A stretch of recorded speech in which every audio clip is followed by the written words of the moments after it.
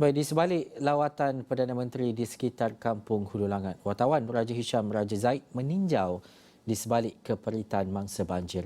Kisah seorang mangsa banjir yang lemas kerana menyelamatkan orang kampung. Mangsa mungkin menjadi individu terawal yang maut pada hari pertama kejadian di daerah itu. Ikuti kisahnya secara langsung dari Raja Hisham yang kini berada di lokasi. Tapi sebelum itu, saya difahamkan di Hulu Langat sekarang sedang hujan. Kita terus saja bersama dengan Raja Hisham. Silakan. Baik, terima kasih Hasan. Benar seperti mana yang anda sebutkan sebentar tadi, Hulu Langat ketika ini hujan lebat tapi baru saja agak reda dan alhamdulillah kita harapkan tidak ada hujan yang berterusan sepanjang ini walaupun Malaysia telah meramalkan bahawa hujan lebat akan berlaku daripada bermula semalam sehinggalah 30 hari bulan ini. Tetapi apa yang anda sebutkan sebentar tadi adalah antara sebilangan kisah-kisah hebat, orang-orang hebat yang berlaku di Hulu Langat ini.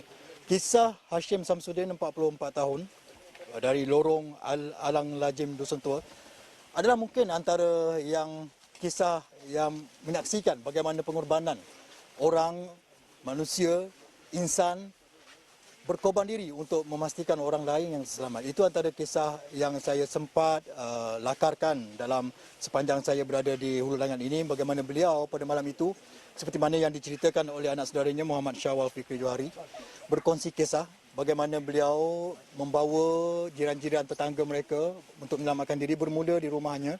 Bagaimanapun, rumah yang diduduki itu turut dinaiki air sehingga memustahilkan mereka untuk terus bertahan di situ. Dan oleh kerana itu, proses untuk mengalih ataupun memimpin lebih kurang 30 jiran tetangga yang ada di rumahnya itu ke rumah sebelah yang lebih tinggi, akhirnya menoktakan hayat seorang insan bernama Hashim Samsudin ini.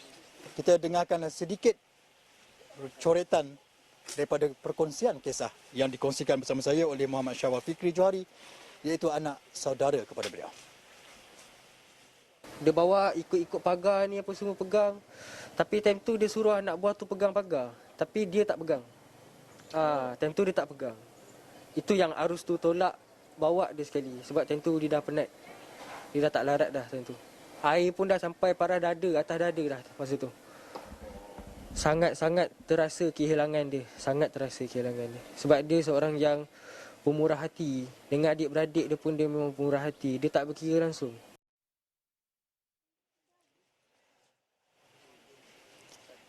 Cerita ini anda boleh saksikan secara detail dan penuh di laman web astroawani.com. Kami telah pun siarkan berita ataupun cerita penuh kisah beliau pengorbanan Allahyarham ini di situ.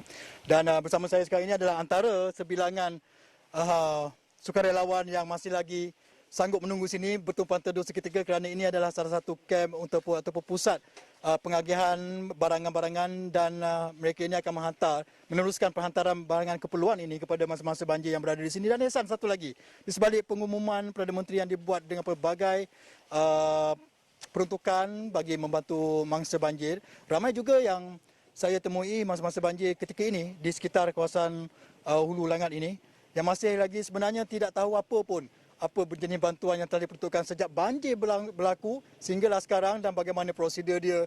Malah sebahagiannya tidak pun hampir terlupa ancaman COVID-19 yang berlaku ketika ini kerana sibuk melakukan kerja-kerja pasca banjir yang telah berlaku kali ini, yang mereka menguruskan rumah mereka. Selepas rumah mereka sudah selesai untuk dibersihkan, mereka pula membantu jiran-jiran tetangga mereka. Dan kerana proses-proses itu ada di kalangan mereka, memang kita akui agak sibuk dan tanpa sempat bertanyakan apakah peruntukan-peruntukan yang diumumkan oleh pihak kerajaan, pihak badan-badan yang terkait yang bertanggungjawab ke atas masa-masa banjir ini. Dan cerita ini akan saya lengkapkan, tidak sempat ketika ini, saya lengkapkan dalam buletin-buletin seterusnya.